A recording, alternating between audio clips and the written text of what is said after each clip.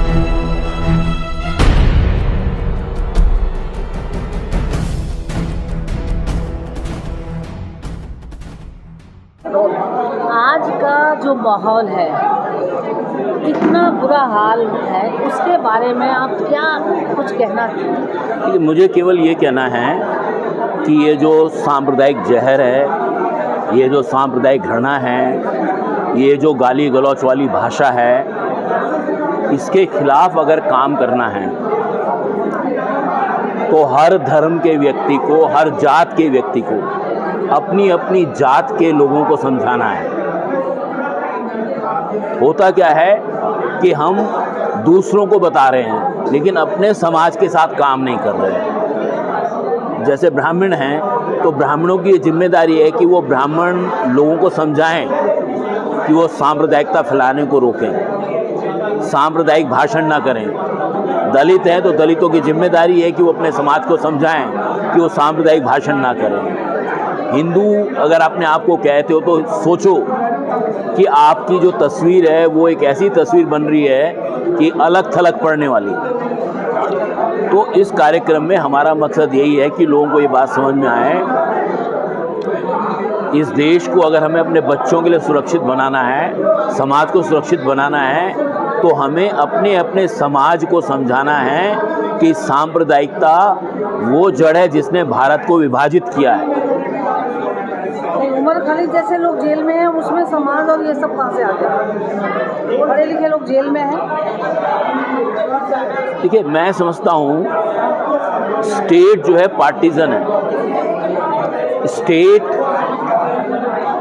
पूरी तरह से दिख रहा है कि वो पॉलिटिसाइज हो गई है, वो राजनीतिक हो गई है और हमें राजनीतिक सरकार से बचना है। सांप्रदायिक माहौल है, उसके बारे में आप क्या कहना चाहेंगे कि देश बहुत पीछे जा रहा है? नहीं, मेजॉरिटी तो ये फील करती है कि हम बहुत आगे जा रहे हैं। कुछ लोग जो हैं वो ये नेचुरली वो बड़े परेशान हैं कि हालात जो है वो ठीक नहीं है। भाईचारा सबसे ज़्यादा इम्पोर्टेंट है। अगर हम इकट्ठे नहीं रह सकते तो हालात तो बहुत ख़राब है। तो the only thing is feeling of nationalism, commitment to the nation. कोई डिवाइसिव पॉलिसीज़ नहीं होनी चाहिए, कोई कुछ नहीं। हम लोग क्यों नहीं रह सकते? इकट्ठा रहें, हम एक समाज है हमारा, एक मुल्क है। पता नहीं क्या है हालात, कुछ डिवाइसिव फोर्सेस जो है वो बड़ी स्ट्रेंथ गेन कर रही हैं। That is unfortunate. आज देश का जो माहौल है, आज हम तकरीबन 78 साल हमको आज़ाद हुए और हमने जिस बुनियाद पर हमारा देश बनाया था, संविधान बनाया था, जिसमें 4 बेसिक मूल्य थे कि सब समान होंगे, समानता है सब में, सबके स्वतंत्रता होगी। सबसे ज़्यादा चोट जो इन वैल्यूज़ पर हो रही है वो कम्युनल हार्मनी पर हो रही है। आपसी जो रिश्ते हैं समाज में, अलग अलग धर्म और समाज के लोगों के बीच में जो रिश्ते हैं वो उनमें दरारें पड़ रही हैं और उनको दूर किया जा रहा है, उसमें खाई पैदा की जा रही है और वो जानबूझकर की जा रही है। और आज पूरी राजनीति जो है वो नफ़रत और विभाजन, समाज को विभाजन करने की जो राजनीति है, तो मैं समझता हूँ देश की जनता को और जो प्रबुद्ध लोग हैं और समाज सेवी लोग हैं उनको समाज में जाकर फिर से समाज को जोड़ने का काम करने की आवश्यकता है। और यही देश को बचाने का एक तरीका है कि पहले हम आपस में एक हो जाएं, तब हमारा देश बचेगा और आगे बढ़ेगा। सर, जो आज का माहौल है, इस माहौल में जो इतना बुरा हाल हो रहा है, सांप्रदायिकता बढ़ रही है, पढ़े लिखे लोग जेल में जा रहे हैं, जो क्वेश्चन करता है उसको जेल हो रही है, आप क्या सोचते हैं? देखिए, स्थिति तो बहुत ख़राब है, लेकिन हमें ये जानना चाहिए कि कम्युनल डिसहार्मनी, जिस समय महात्मा गांधी थे, उन्होंने कहा कि सबसे पहले लोगों के अंदर प्यार हो और जो अलग अलग धर्म के लोग हैं वो एक साथ प्रेम के साथ जिए, दोस्ती के साथ जिए, बंधुत्व के साथ जिए। सबसे बड़ा उनका एम्फेसिस रहा। अगर हम उनकी बात को पढ़ें जो गांधी जी ने कम्युनल हार्मनी के बारे में लिखा है, तो हमको समझ में आएगा कि जो आज हम भेद कर रहे हैं वो बिल्कुल भी गलत है, बुनियाद है। और अगर हम जैसे अपने स्वामी विवेकानंद को देखें, रामकृष्ण परमहंस को देखें, रविन्द्रनाथ टैगोर को देखें, तो ये लोग हैं महान, जिन्होंने कभी इस तरह की बात नहीं करी कि ये हिंदू है, मुसलमान है, ये सिख है, ये ईसाई है। ये जो अभी जो भेदभाव की बात चल रही है, ये हम लोगों को कहाँ ले जाएगी मुझे मालूम नहीं। ये जब तक हम लोगों के अंदर संभाव नहीं होगा, जब तक प्रेम नहीं होगा, तब तक मुझे नहीं लगता हम उन्नति के कितने भी मापदंड बड़े से बड़े कर लें कि हम यहाँ से वहाँ पहुँच गए, लेकिन जब तक जो बेसिक लोगों के अंदर ह्यूमन डिग्निटी की बात नहीं आएगी, प्रेम नहीं आएगा, मोहब्बत नहीं आएगी, तब तक हम कितने भी ऊपर चले जाएं, हम बिल्कुल वहीं के वहीं रहेंगे। इससे बोलते हैं पशुत्व या पशुता होती है, उस तरह का भाव हो जाएगा। जबकि हमको सिविलाइजेशन में बहुत ऊपर उठना था, इससे ऊपर उठना था, बंधुत्व से ऊपर। तो ये स्थिति बहुत भयावह है।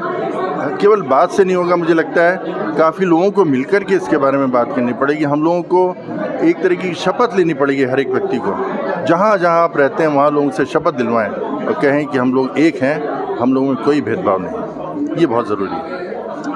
इस मीटिंग में 2 दिन मैं लगातार मिनट बाय मिनट रहा हूँ और मैंने सारे वक्ताओं को बड़ी शिद्दत से सुना।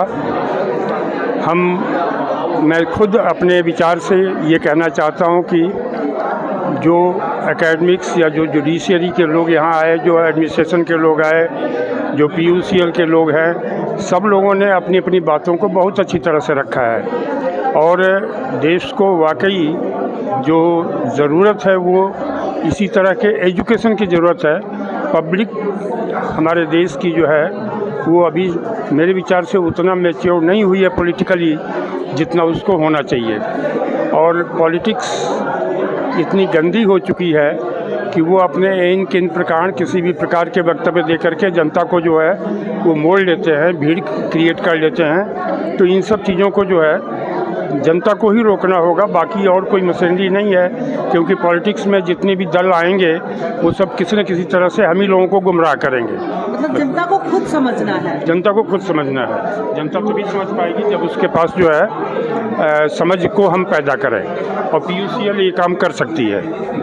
तुम झारखंड से आए हो, आज के देश का माहौल जो सांप्रदायिकता पूरे देश में, एक अकेले झारखंड आदिवासियों के बीच में, उसके बारे में आप कुछ क्या होना चाहिए, क्या सोचते हैं? देखिए, अभी जो सांप्रदायिक माहौल है उसमें ख़ास तौर से जो दलित और आदिवासियों के संदर्भ में मैं बात रखना चाहूँगा कि जिस प्रकार से दलित जो है वो हिंदू जातियों से एक थोड़ा सा मुख्य धारा से उससे अलग है और उसको जो सनातन धर्म के नाम पे जो उसको समाहित करने की कोशिश हो रही है, वहीं पे ही आदिवासी समाज की जो अपने रीति रिवाज है, जो अपना धर्म है, उसमें उस अपने धर्म को आदि धर्म बोलते हैं, कहीं पे सरना बोलते हैं, कहीं पे अरुणाचल में उसका दूसरा नाम है, लेकिन जो भी है वो एक आदि धर्म है। और उस आदि धर्म को भी कहीं ना कहीं अभी जो सनातन सरना और सनातन एक है, यह जो है, यह एक जो धारणा है, यह गलत धारणा है। और सरना सनातन एक का नारा करके आरएसएस उसको अपने समेट में लेना चाह रहा है। ये बिल्कुल ही गलत दायरा है। और जहाँ पे सरना की मांग जो है, अपने आदि धर्म की मांग को लेकर आदिवासी अपने अधिकार मांग रहे हैं, यहाँ पे राष्ट्रीय पटल पे भी मांग रहे हैं, लेकिन वो नहीं मिला है और सनातन में उनको समेटने की कोशिश हो रही है। ये बहुत ही गलत है। और साथ ही साथ जो सांप्रदायिक माहौल है आदिवासियों के बीच में, वो यह भी है कि जो आदिवासी लोग जो ईसाई धर्म को अपना लिए हैं या फिर दूसरे धर्म में चले गए हैं, उनकी भी घर वापसी की प्रक्रिया एक तो आरएसएस चलाने की कोशिश कर रहा है, और दूसरा है वो उनके जो जनजाति सुरक्षा मंच नामक जो उन्होंने अपना मंच बनाया है, वो ख़ास तौर से यह डिमांड कर रहा है असम में, झारखंड में, छत्तीसगढ़ में कि उन लोगों को डीलिस्ट किया जाए।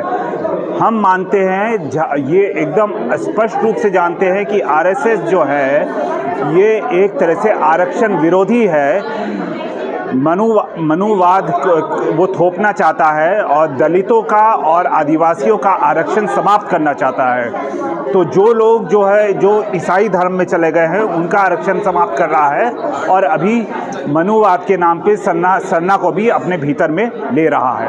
इतना गलत ये चल रहा है सांप्रदायिक, उसके बारे में आप क्या कहना चाहेंगे? माहौल आज का ऐसा है कि चुनौतीपूर्ण है। आपका नाम क्या है? मेरा नाम नितिन है।